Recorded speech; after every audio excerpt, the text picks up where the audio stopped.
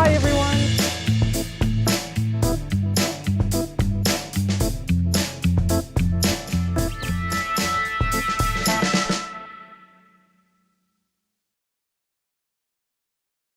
Hello and welcome back to another day here at the online summit Connecting Soul Beings. Today our expert speaker is Robin Shooter from Sydney, Australia. She is a health recovery designer at Empower Total Health. Today's conversation is around plant-based living and plant-based foods to nurture our body, which enables us to reach a high vibrational state so that we are fully connected to our body, to live from a heart-centered place supported by the nutrition that we feed our body with.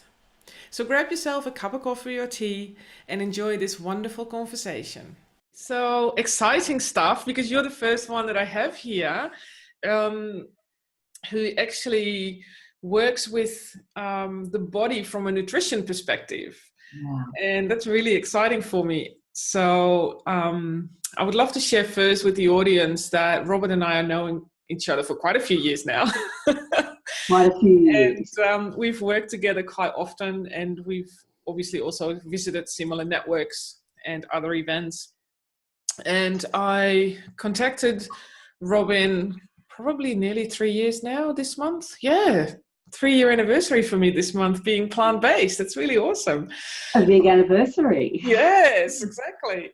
So because I felt that the way I was nurturing my body through food was not the right way, and I was suffering a long time from a chronic illness, and I felt I'm done with that illness, so we need to do something different and radical.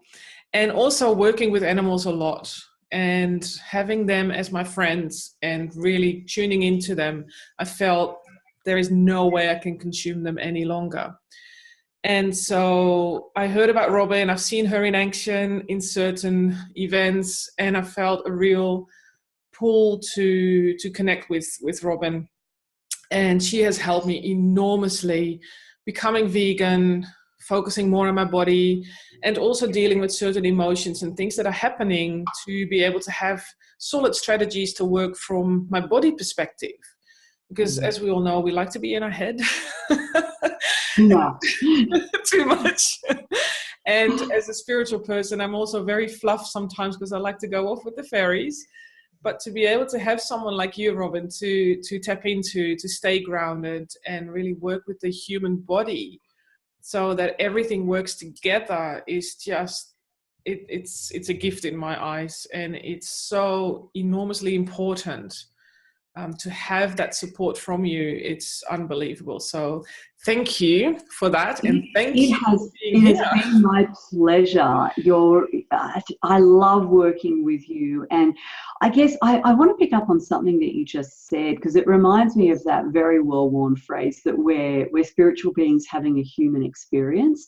Mm-hmm. And yes, we are spiritual beings. That's us at our essence. But right now, we have this human body. We are embodied creatures, and we really need to take care of this body, not just the spiritual.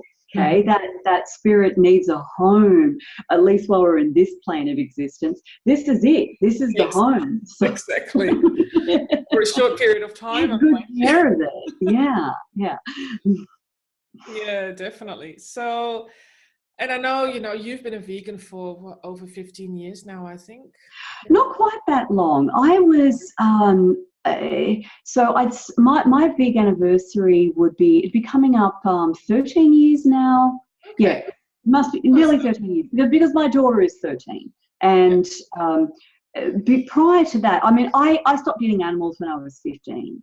But as in eating flesh food, eating meat, chicken, fish. But I still had a little bit of dairy, a little bit of eggs, just diminishing quantities over the years until finally by the way, I don't mean the royal we, I don't mean that there's more than one of me, I mean my family. Yes. Decided as a family that we were going to go 100% plant-based. Yeah. And my daughter was not quite 1, so she's 13 and a half now. Yep. Fantastic. Love it. So with that process for you, what was the deciding factor to not consume animals anymore, and even go that extra mile of, you know, cutting out all the dairy, including your cheese and your milk and all those sorts of things as well? And And the eggs and the we know honey with the and all vegans there the is other. another step with the leather and, you know, all that sort of stuff as well. Yes, But I'd love to yes. now to actually what we put inside our body. What was that actual step? Like, what drove you to eat like that and live like that?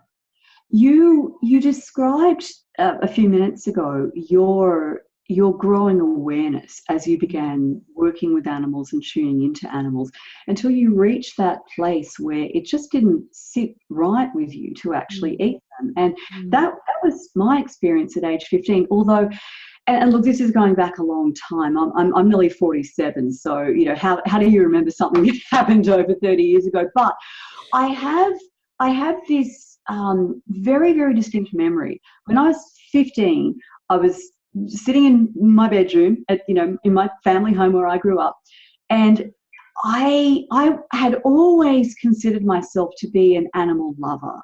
Mm-hmm. We always had dogs when I was growing up. We had mice.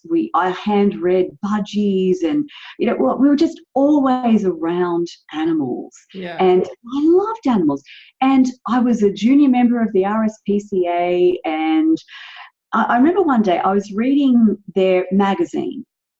It was called Wagley. I don't even know if it's still around, but it was the magazine that you got if you became a junior member of the RSPCA. Yeah.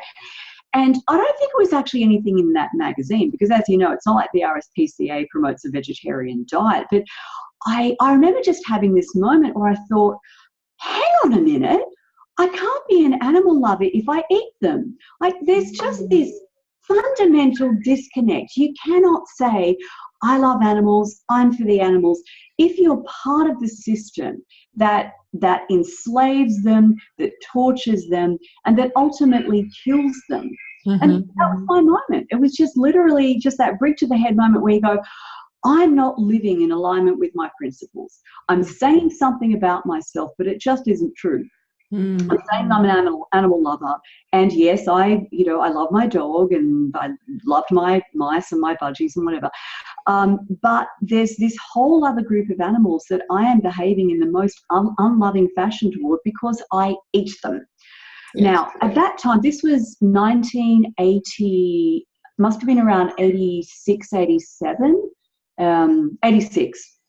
And so there was no internet, and there weren't even a lot of books around about animal ethics or vegetarian eating or whatever. So the whole dairy and egg side of it was not on my radar. My thinking was just that if they haven't died for me to eat them, then it's okay. And so that's why I went vegetarian, not vegan, back then. I'm not sure that I even knew what the word vegan meant, or whether I'd even heard it at that age. It just wasn't in wide currency. So from then it was this gradual progression of learning more and more about how animals were raised, the animals that are used in the food industry, and learning more and more as the years went by, and there was an internet and there were a lot more books and so forth about the dairy industry and the egg industry, and really just getting to the point of recognizing that there was no ethical consumption of animal products. There just isn't. Like, even if you're talking about, say, free-range egg production, well, the male baby chicks are still going to be killed at birth because they have no value to the egg-laying industry. So the cruelty is built in to the system.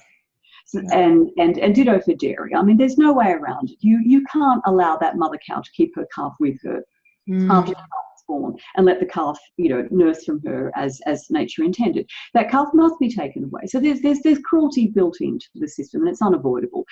And the second realization, which came along with my nutrition studies, was that we don't need it. We don't need to eat meat. We don't need to eat chicken or fish or eggs or dairy. There is no requirement for any of those foods. So if I don't need it to survive and thrive, and my kids don't need it, and there's no ethical way of sourcing these foods, that's it.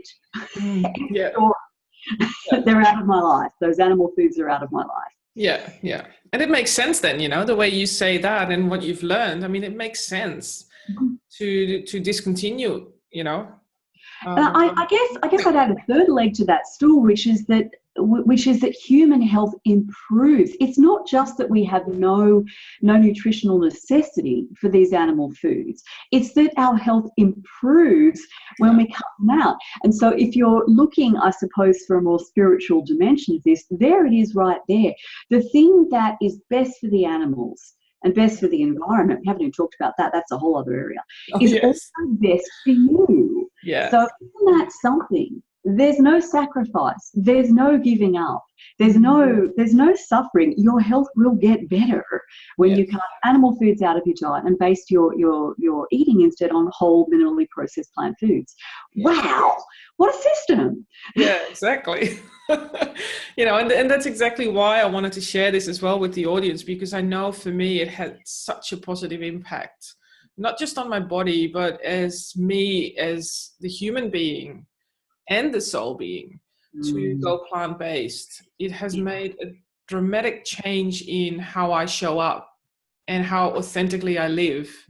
Because for me, it really felt like I was cheating the world by continuing the way I used to.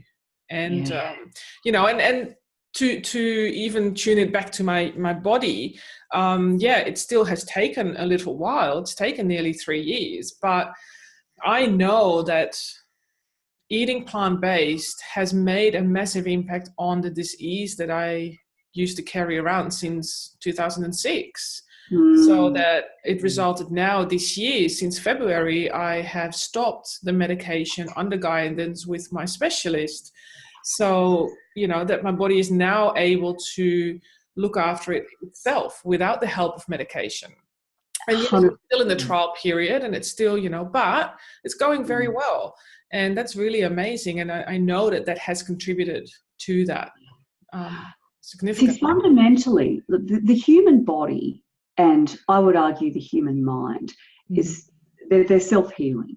That movement toward health and well-being is written into every cell. It's written into our spiritual DNA as well. There is always a movement toward health. Until we take our last breath, our bodies are trying to function better. And when you remove animal products and you put in the right plant foods, that self-healing capacity it's not even that it's activated, because it's active all the time, but the impediments to its operation are removed. So, in other words, you look at human physiology, we're built for plants. Yeah. The way that people think of food in various ways.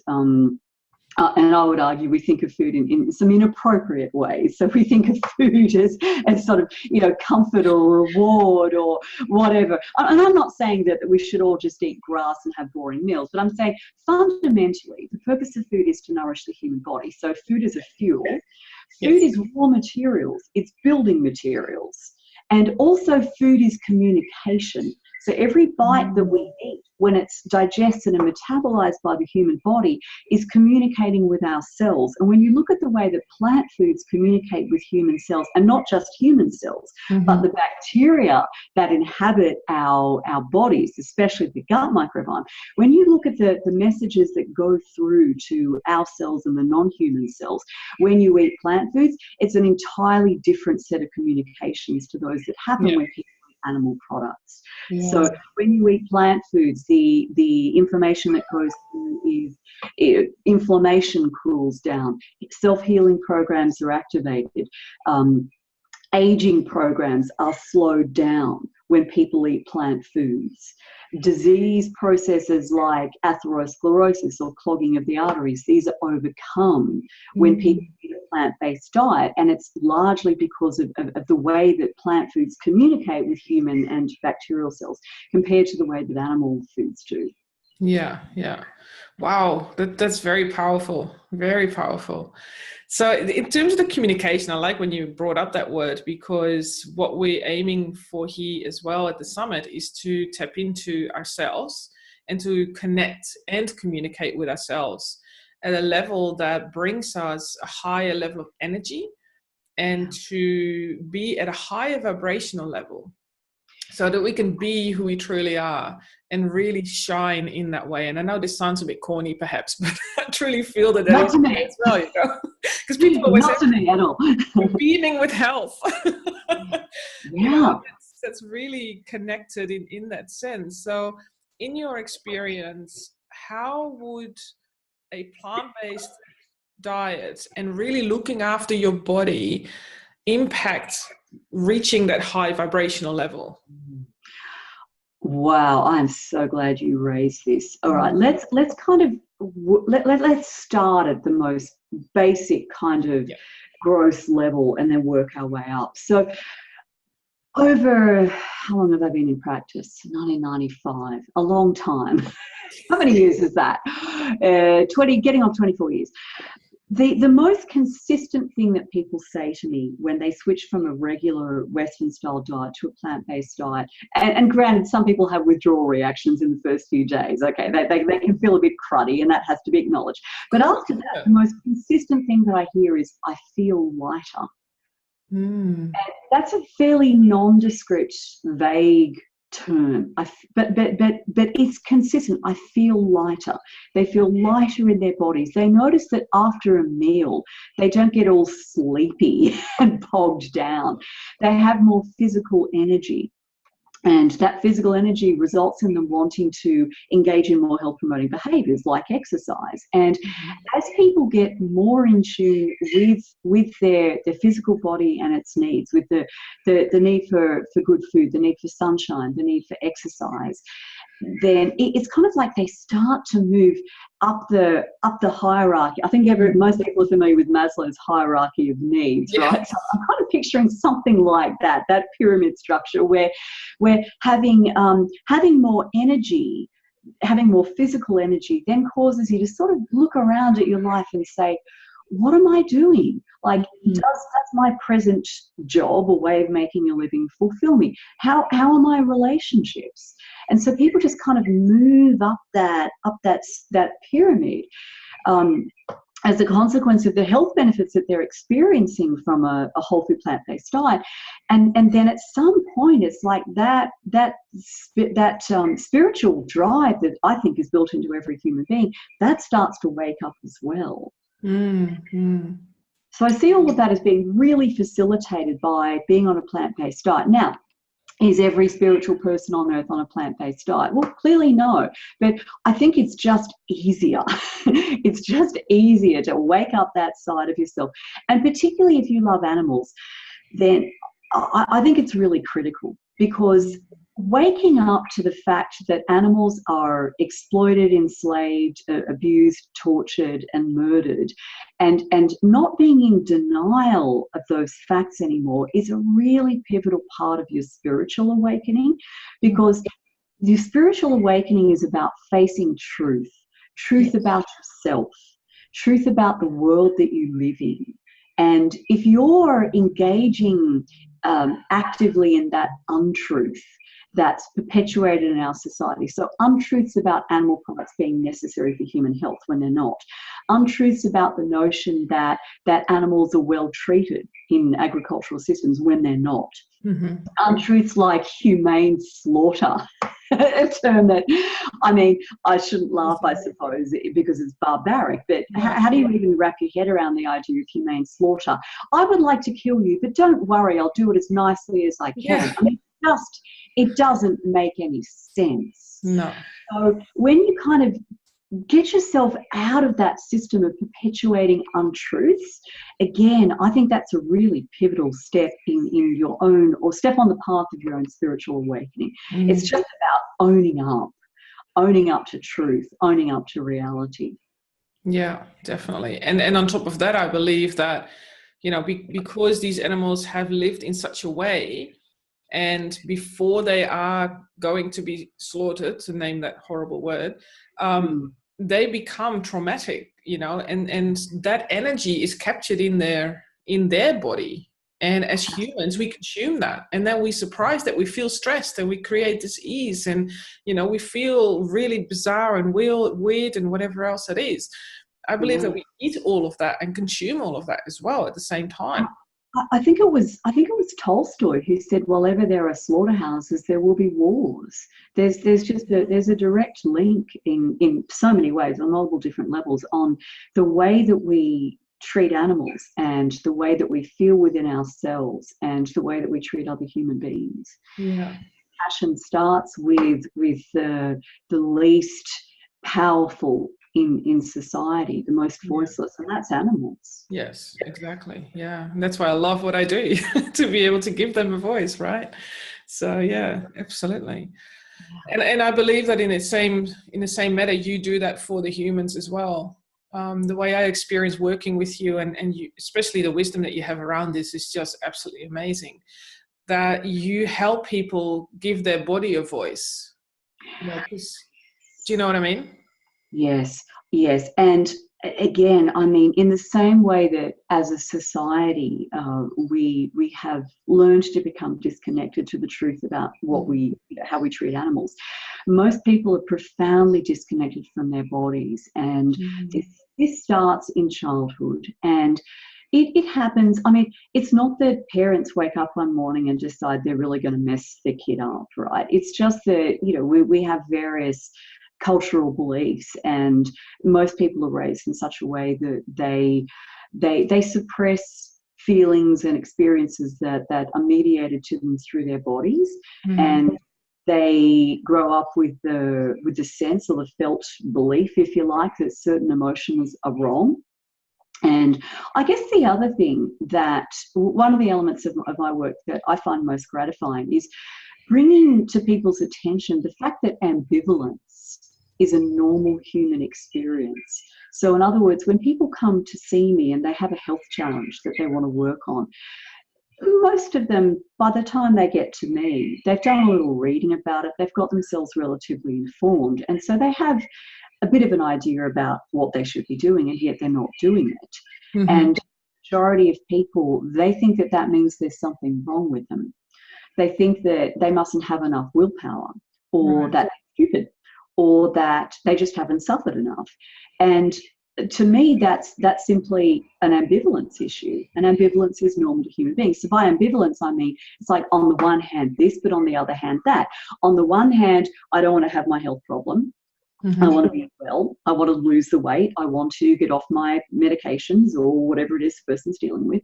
And so I understand that to do all of that, I've got to, you know, stop eating this and start eating that and do yoga and get to bed on time and all these other crazy radical things. Yeah. Like stop eating crap, eat fruit and veg, get a bit of regular physical activity and meditate. Whoa, that's so nuts. How could you say that to me? Exactly. Are you kidding me? That's dangerous, surely.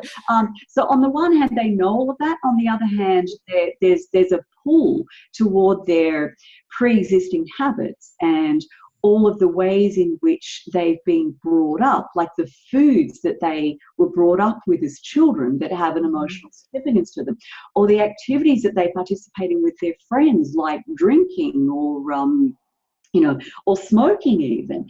And so the ambivalence comes in where people are like, well, I want to change, but boy, change is hard. Well, it is. That's the reality. It is. Some changes are harder than others, but let's just be perfectly upfront about this. Change is hard. And if you're a person who's wanting to change but struggling with it, welcome to the human race. There's nothing wrong with you. You're just experiencing a normal human degree of ambivalence. And I think when the problem is reframed like that, people kind of go, whew, all right, now we've got that out of the road, I'm able to get started. Exactly. Yeah, that's fascinating too, because even in certain elements of you know, helping people through things and with coaching and mentoring and, you know, even talking to animals, and they tell me this is what I would like to see for the family that I live in to make the changes for them.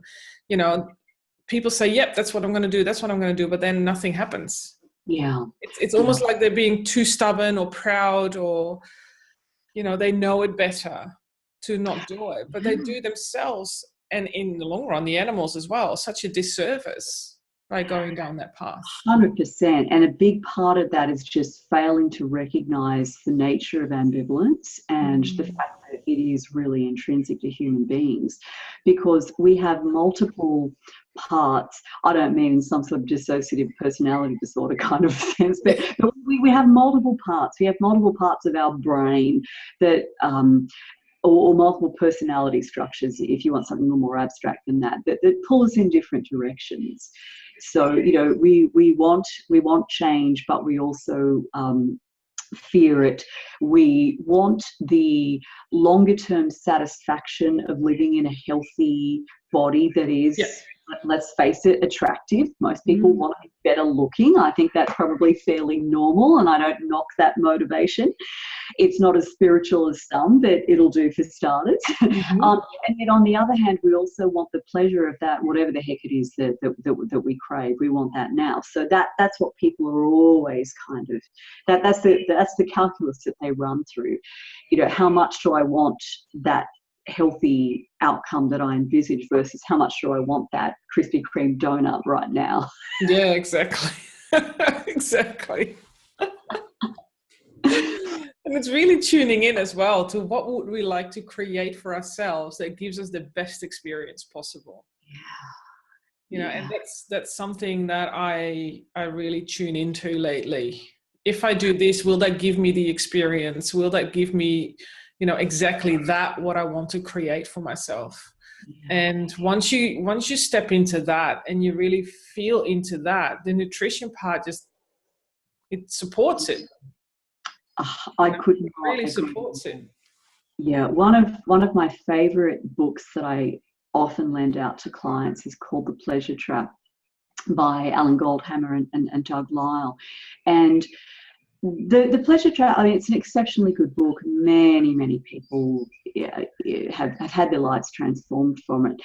The primary thing that I got out of reading this book was really to understand and to focus on the differential between pleasure and happiness. So happiness is not a feeling. Happiness is a mood. Happiness, you might say, is a state. And we can be happy. I'm not talking about, you know, happy, clappy, kumbaya all the time, but we can be more or less happy on a consistent basis. Life happens, challenges happen. There will be times when you don't feel happy, but we can be fairly consistently happy, because while the amplitude of happiness is lower than the amplitude of pleasure, the duration of happiness can be considerably longer. Whereas pleasure is like that short, sharp spike. Okay, so when you eat let me pick some other food that people go a bit gangbusters about. Okay, chocolate. When you eat chocolate, you probably will, if you like chocolate, get a spike of pleasure. Like, it's really intense. Yeah. You know, all the sensory elements of that and the chemical constituents of it. Like, you're going to get that spike of pleasure. How long does it last? Chocolate does not make you happy, contrary to the Cadbury's that promotes it as being the key to happiness, isn't it? I mean, they sell the stuff, but it doesn't make you happy. Newsflash, everyone, chocolate doesn't make you happy. When you think about the happiest people on earth, they're not scarfing down chocolate all the time. They're engaged in meaningful activity. They have close ties with their community. Many of them have a religious faith or orientation or some sort of spiritual practice. They're living meaningful, purposeful lives. They're taking care of their bodies in order that they can contribute more and live better. That's happiness, not chocolate. No, exactly. Yeah. And that's something that I've experienced myself. Before I decided to become vegan, I went on almost like a 2 or 3 year exploration journey on how food makes me feel and how food gets my body to work. Yeah. And one of the main things that I think back of quite often is how beef makes me feel. So for example, when I eat beef, I don't necessarily have that spike going into happiness, but it was enjoyment for me because I loved the taste. I loved the structure. And some people might gross out, but I always felt the rawer, the better. Right, interesting. Yeah. But within a time span of half an hour to an hour, I started to feel really seedy. Yeah. And no matter how well the beef was cooked, and I would compare it to having a bottle of wine, that type of seediness Yep. and weirdness. And so that was the first meat that I cut out straight away, because I thought, I don't want to feel like that anymore. And that goes back to the communication that I mentioned before, like the way that an animal product communicates to your body, like the way the constituents of that communicate to your body. What a clear example of that you just gave, where, okay, you've got the pleasure, that's just right here, that's in the mouth. That's the mouth and the brain. I mean, obviously the pleasure centers in the brain is saying, oh, this is fabulous, you know, love biting into this, love the taste, love the smell, you know, love the texture about it. But that's just so surface level. When that food actually gets into your body and begins communicating with your cells, there's a whole different picture that emerges. Yes. Absolutely. Whole different experience. Yeah, definitely. I love that you shared that. That's brilliant. Yeah, it's one of these things, you know, that I sometimes think back of, because, okay, being plant-based, you often think back, well, I do anyway, like, why did I even eat that all the time? You know, and I have been through stages of going vegetarian, not having the right education, because you mentioned 1986, 87. That was about the time I became vegetarian, because I saw cruelty on TV.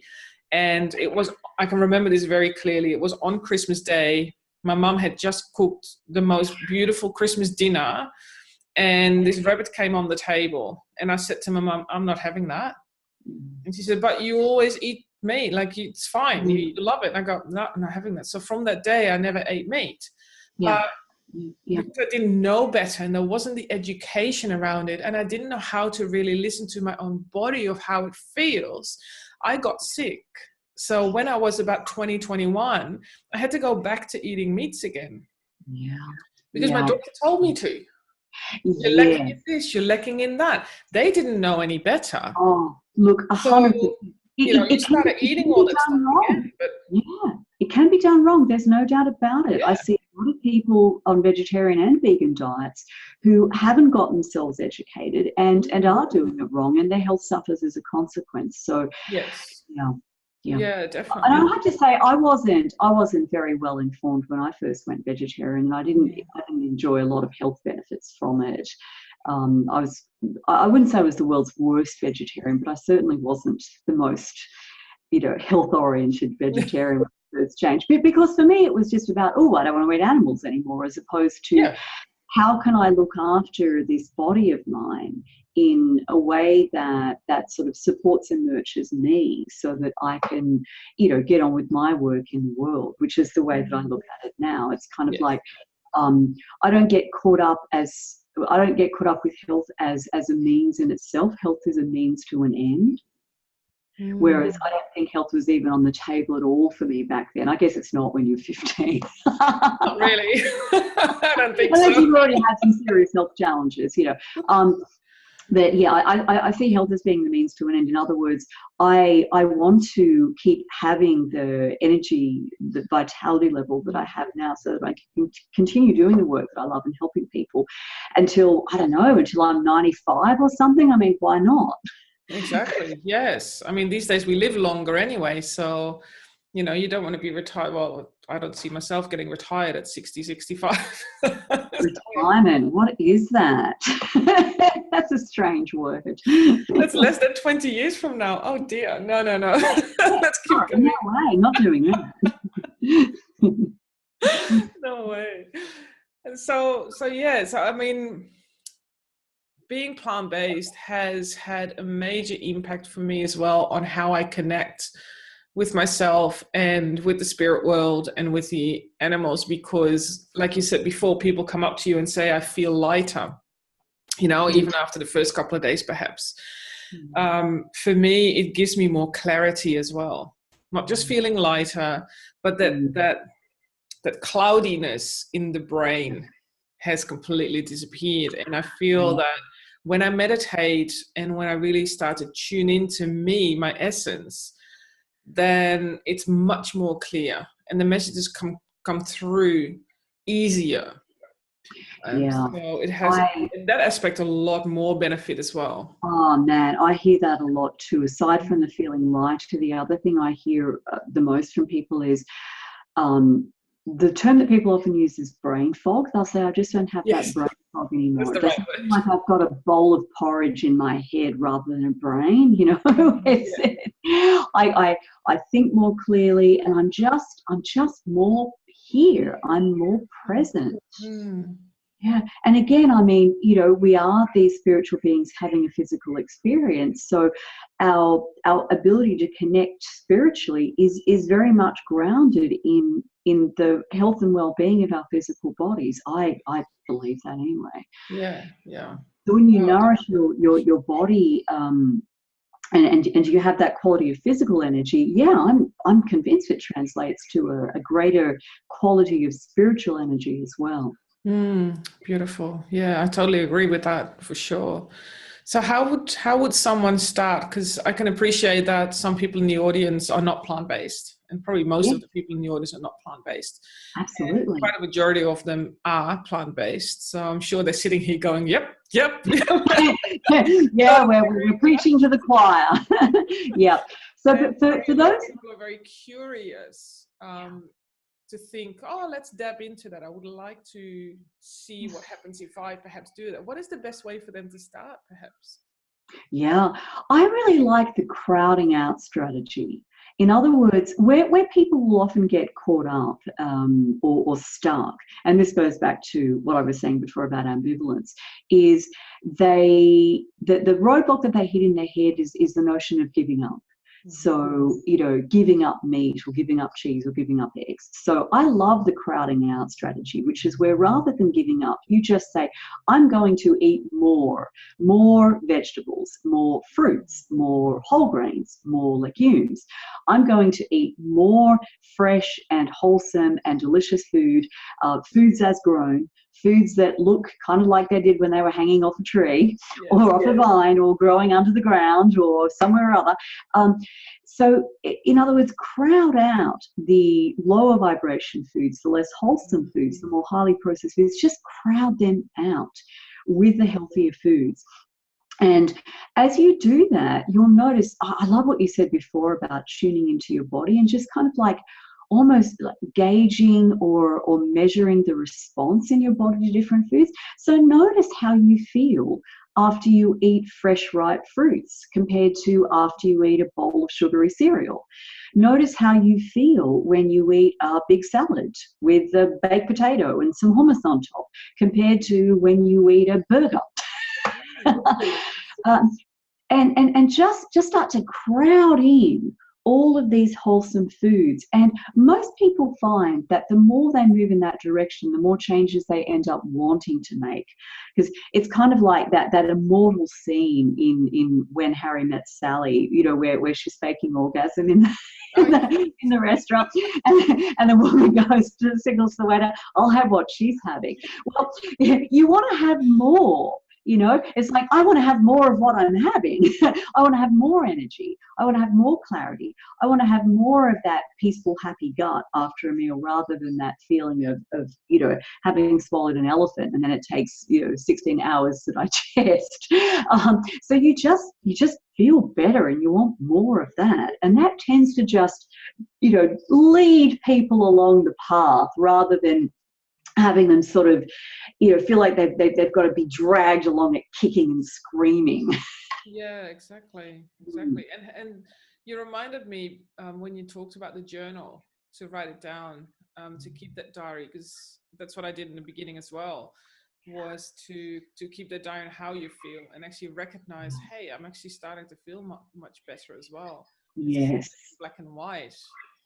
Absolutely, because humans, the nature of being human is that we forget pretty quickly, and we're always kind of adjusting to the reality around us. And so you may, unless you journal it, you may not register that your sinuses have cleared up, or you're not waking up with a headache every day, or you're going to the bathroom a lot more easily.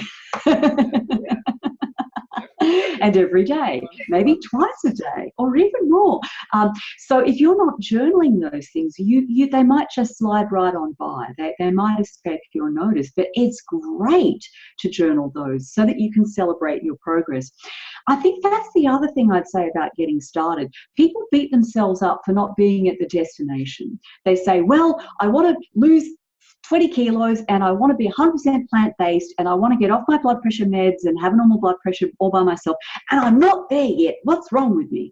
As opposed to saying, okay, that's my course. Like, I'm just going to set that on the GPS. Like, you know, when you hop in the car to go somewhere you've never been, and so you set the GPS to say, okay, this is where I want to go. And all you need for that GPS to work properly is it needs to know where you are now, and it needs to know your destination. And back in the old days, we used to have street directories. Remember those?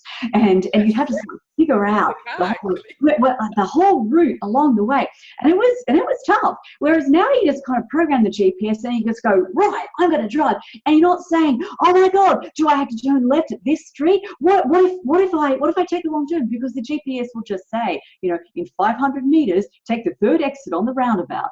And so all you're paying attention to as you drive these days is what is the very next step that I need to take to get to my destination, okay?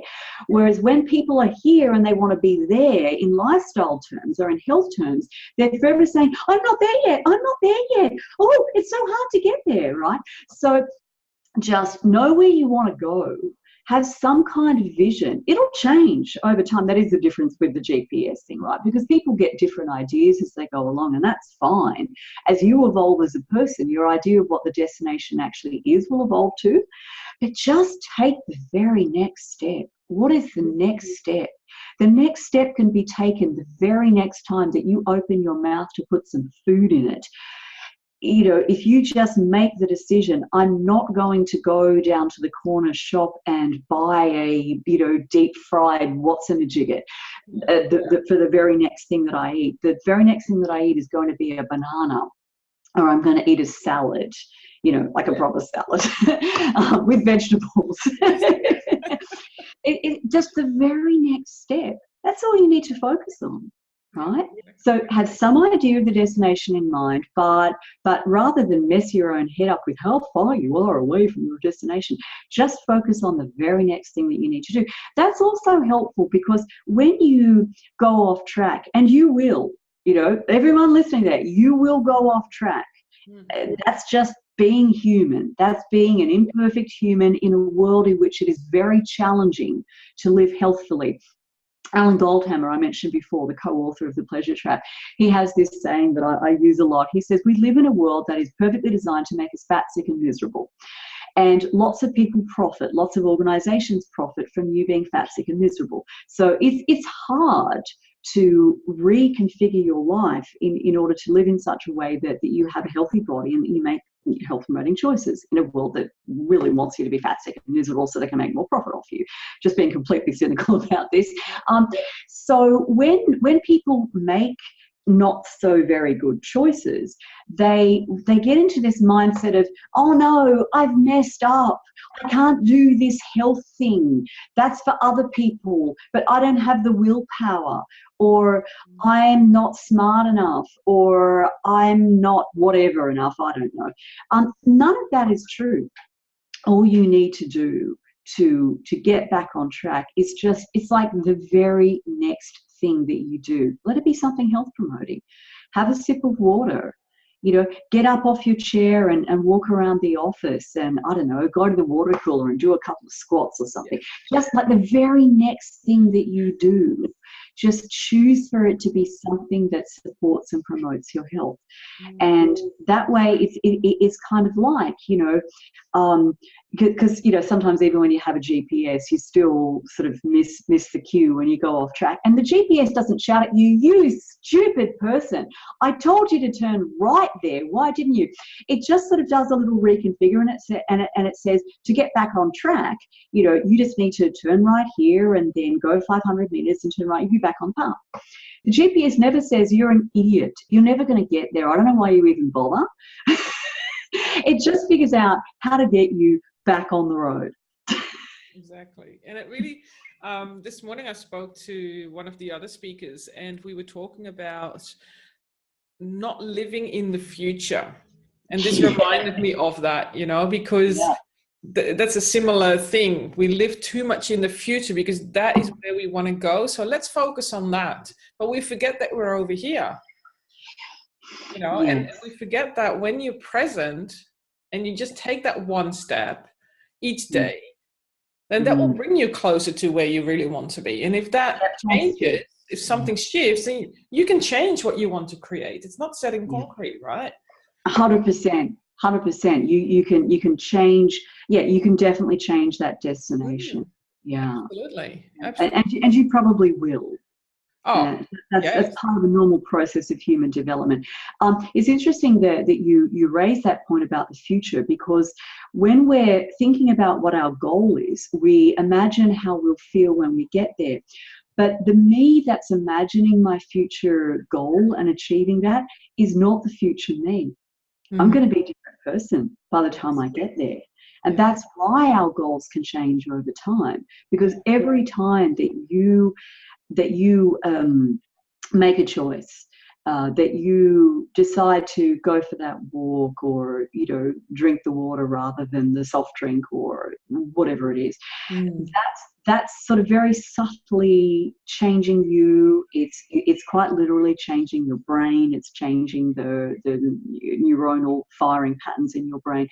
And as you change bit by bit by bit by bit by bit, as you develop as a human being, that idea of what you want in this future, that's going to change as well. And I love that. Like, let's just embrace that. Exactly. So it's great to have goals and aspirations, but just recognize that present you is imagining that you'll feel a certain way when you reach that goal or destination. You can't possibly know that that's how you'll feel. Yes. Yeah. And, and because we have those different experiences, and I see it as up leveling, because the more you experience and the more you become present, you're being leveled up. Your energy changes, you shift, you tune into the highest states of being, and therefore that can shift. And I think the overall destination will not necessarily change, or at least the purpose of why you want to reach the destination doesn't necessarily change, but it's how you're going to walk that path. Will shift as well. I think too, the process is just getting clearer and clearer about how it is that you are going to serve. Okay. So, what is it that you bring to the world, to other people, to animals, to the environment? And that process of up-leveling, I love that term, by the way, and basically developing your spiritual connection is just getting clearer and clearer on how you're meant to show up and serve. Yes. And again, I mean, and the foundation of that is having a strong, healthy body. So it's not some sort of what's the word I'm looking for? It's not selfish to have a concern about your health. It's not vain. I'll admit, people often do have a vanity motive woven in there. They want to have a bikini body. Like I said before, I'm not averse to that. I think if you want to keep going with this, you need to end up with a motivation that's a bit more inspiring than that, but it's fine as a way to get started. But yeah, it's not puerile or beneath you to invest in your health. It's actually the necessary precondition for you having just the physical capacity to live a life of service, so that you can bring your spiritual gifts to the world and utilize them to the fullest degree. Oh, absolutely. That's wonderfully said. Wow. So what is the one thing that you would like to share with the audience that they can perhaps use, implement, or try out themselves? Yeah, the one thing that I want to share first up is just to say, I said before that change is hard. I guess I want to clarify that by saying change is hard because of our thinking. And if you do focus on just the very next step, it gets a lot easier because you're not thinking about, for the rest of my life, I can never eat cheese again. You're just thinking, like, for the next bite of food that I eat, it's not going to have cheese in it. Okay, that's manageable. So what I would, but my piece of advice would be choose one thing that is going to make a measurable difference in your life, and just focus on that. When people start getting tuned in to health, they will often subscribe to all sorts of different newsletters, and they'll join various Facebook groups, and they'll end up on a social media feed of this and that and the other. And they're constantly getting bombarded with ideas about what they should do. You should get off gluten. You should do intermittent fasting. You should do high intensity interval training. You should drink alkalized water, like whatever the heck, whatever the trendy thing is. You should do a cleanse. You should and people just get like, oh, what should I do? What should I do? There's so many things to do. Just pick one highly leveraged action that you can take and start there. Yeah. So if you know that you need to get more physically active, don't spend the next 3 years trying to figure out what pair of running shoes you should get, or whether you should enroll in CrossFit, or whether you should do more cardio or more weights. Just get the most comfortable pair of shoes that you own on, get outside your front door and go for a walk. That's it, folks. The most natural form of human locomotion. We call it walking. If you've been sedentary, if you haven't exercised in ages, just get your shoes on and go for a walk. And then do it every day. Okay, do it every single day. So whatever behavior, whatever highly leveraged behavior you choose, say with food. In that case, I would say, pick something like every day I'm going to eat a large raw salad, or every day I'm going to eat, a large serving of green vegetables. I'm going to eat some broccoli, or I'm going to eat some kale, or whatever the heck. Just do that one thing every single day. Now, let's go back to the walking thing. So after a couple of weeks of walking, you might notice that you feel stronger and feel faster, and you might decide, I'm just going to run from, to the next telegraph pole, and then I'll walk again. And then when I catch my breath, I'll run to the next pole. Or you might decide after a couple of weeks of walking, this feels pretty good, but I've noticed I'm not as flexible as I like. I might look into, joining a yoga class, or even just doing a YouTube yoga video. Look it up. There's heaps of them. Ditto for, just eating that one salad a day, or eating a big serve of broccoli every day. After you've been doing that for a couple of weeks, you're going to be noticing you feel better. Maybe your taste will already have changed by then. That happens. And then you kind of go, what's next? So back to the leveling up metaphor that you used before, but just pick that one thing and don't nitpick about it. Like, if your diet right now is a total mess, if you start off the day with a coffee and wash down a donut with that coffee, or you don't eat until 3 o'clock and then you go and get a, McDisaster meal with the works, and then you eat a pizza at 9 o'clock at night. Don't even don't try to start with the idea of intermittent fasting. You just need to stop eating crap and eat some actual food. Now, if you want to fine tune it further down the track, knock yourself out, but start with the highest leverage move first. Yeah. Okay. Just stop eating crap and get some plants on your plate. So keep it simple. Be consistent.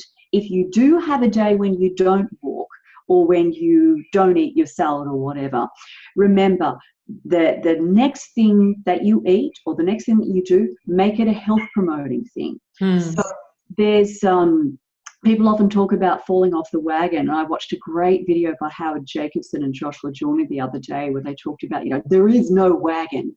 There isn't something that's trundled off and left you behind. That's just a story that you tell yourself. You just made a not very good decision, and all you need to do to course correct is the next decision you make it a good one. Yeah. Fantastic. That is awesome advice. Awesome advice. I love it. And a I good hope reminder that helps a as lot well. of people. Very good reminder. Fantastic. Thank you. Thank you. Thank you, Robin, for your wonderful time, your amazing experience and wisdom. I'm sure a lot of people have absolutely enjoyed this conversation.